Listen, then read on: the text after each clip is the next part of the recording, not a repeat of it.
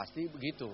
Karena apa? Ya misalnya begini kan, ya kan dia mengatakan bahwa manusia disebut manusia bukan oleh karena hati nuraninya lah, seperti kata agama-agama itu. Manusia disebut manusia oleh karena konfrontasi terhadap hasrat, determinisme dalam psikoanalisa. Jadi dalam sudut pandang konvensional agama ini haram psikoanalisa ini. Yang kedua,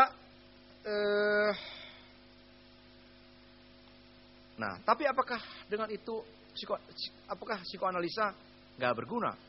Kalau dilihat dari perkembangan yang sekarang terjadi, justru menunjukkan sebaliknya. Boleh dibilang seluruh pendasaran teori-teori filsafat, politik, ilmu sosial kontemporer, tidak ada satupun yang tidak berbasiskan kepada psikoanalisa terutama Lacan. Sebut satu saja kalau bisa ditemukan. Yang kontemporer ya. Nggak ada. Itu yang pertama. Yang kedua, dari kepentingan praktis. Sekarang ini saya agak sedikit provokasi. Salah satu problem utama kita di Indonesia, saya kira.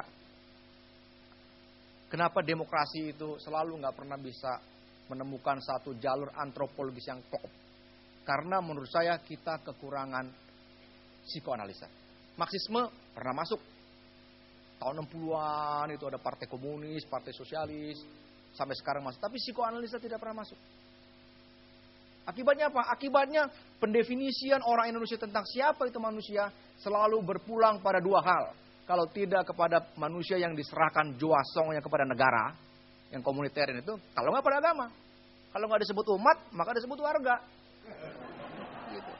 Tapi manusia sebagai dilihat dirogoh dari sisi dalamnya nggak pernah dilakukan. Itu pentingnya psikoanalisa. Kenapa penting itu sekarang justru psikoanalisa? Karena itu. Nah, padahal syarat dari demokrasi adalah kalau manusia bisa dipandang dari sudut pandang interioritasnya sendiri. Kalau ini nggak ada, demokrasi nggak bisa jalan sebagai proyek politik. Gitu. Jadi mesti dialihkan dulu antropologi politiknya, baru demokrasi bisa jalan dengan enak. Kalau semua masih membayangkan diri sebagai umat, sebagai warga dari satu bapak besar namanya negara, demokrasi nggak akan pernah bisa jalan dengan enak. Itu problemnya. Itu kenapa penting psikoanalisa itu. Itu. Jadi sekarang selain Marxisme, kita perlu Freud, kita perlu Lacan. Kalau demokrasi mau berkembang terus di Indonesia. Gitu.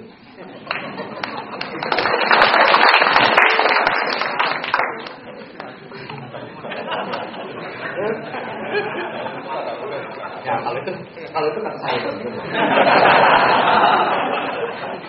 Nah, Mario, justru di sini yang Anda sebut tadi itu memang dimensi paradoksal dari Lacan. Jadi kesan yang Anda tangkap itu betul bahwa gimana ya dia katakan ada the real yang tak mungkin itu. Tetapi kenapa dia sebut ada di simbolik yang ada yang melampaui di simbolik? Lalu bukankah dengan melampaui simbolik akan muncul di simbolik yang baru kan gitu? Pertanyaan, apakah memang mungkin kita secara total lepas dari di simbolik?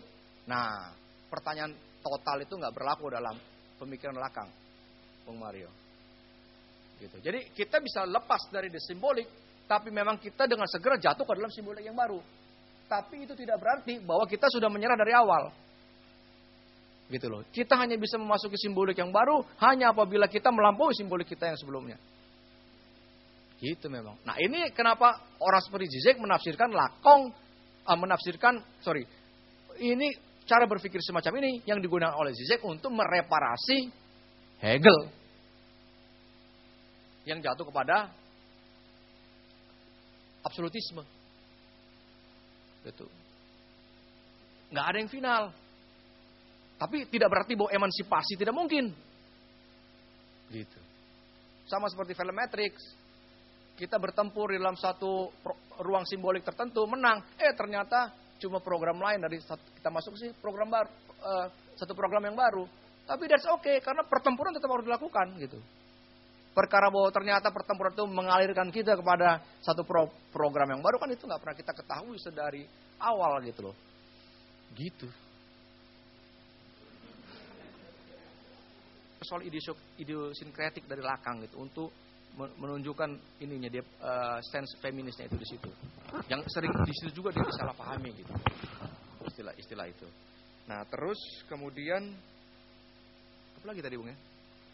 Yang utama tadi. Balik. Oh ya, si media itu kemudian. Oke. Nah. Iya betul. Nah, betul. Mengenai media ini sebenarnya, ini tafsir Lakong dan tafsir Miller ini memang khusus. Kalau kita baca buku-buku tentang media, kebanyakan menafsirkan media ini secara negatif. Jadi unsur media ini di dalam tafsir yang konvensional dipandang unsur negatif, unsur destruksi dalam kebudayaan Barat. Jadi ada banyak buku-buku tentang media, judulnya ada media di dalam peradaban kita. Maksudnya adalah hawa destruktif untuk menghancurkan diri sendiri. Cuma Lakong yang menafsirkan media ini secara positif. Gitu. Kalau kita baca tentang media itu tafsir dari tragedinya Euripides itu kebanyakan tafsirnya. Kebanyakan menempatkan itu sebagai tragedi yang bercontoh buruk buat perempuan dan peradaban gitu. Nah, ini juga yang kemudian hinggap dalam pertanyaannya Bung Guntur. Ketika dia mengatakan bahwa menolak hukum gitu ya. Orang gimana membunuh anaknya sendiri? Ini gimana bisa diterima gitu? Apakah untuk mencapai kebebasan, mencapai subjek itu betul-betul orang mesti melampaui itu gitu? Nah,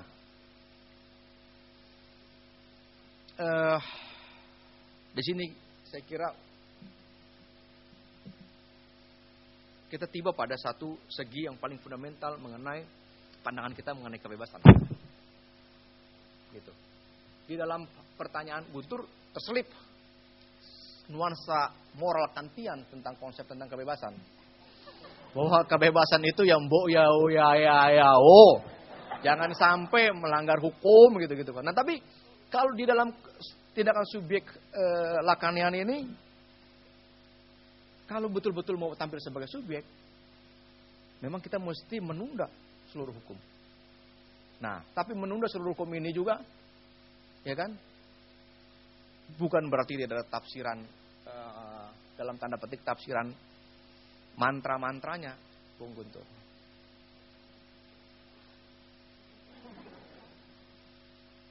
Jadi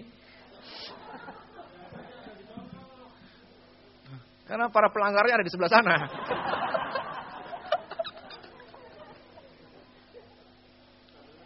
Iya.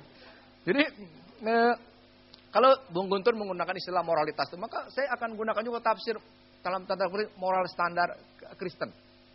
Misalnya apa yang ditafsir Alan Badiou mengenai bahwa love menunda segala hukum. Gitu.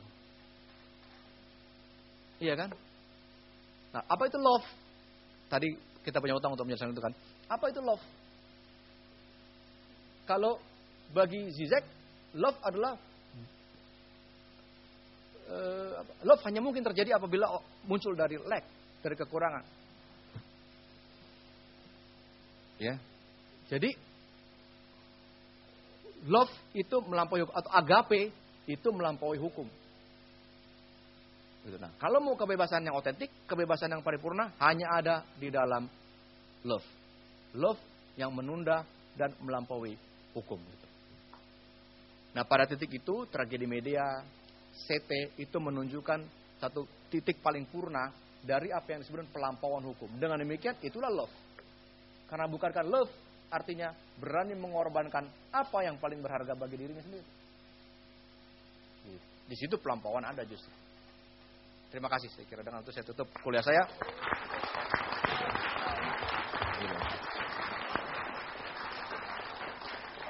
Dan semoga Belanda bisa lolos ke putaran kedua bersama-sama dengan Argentina.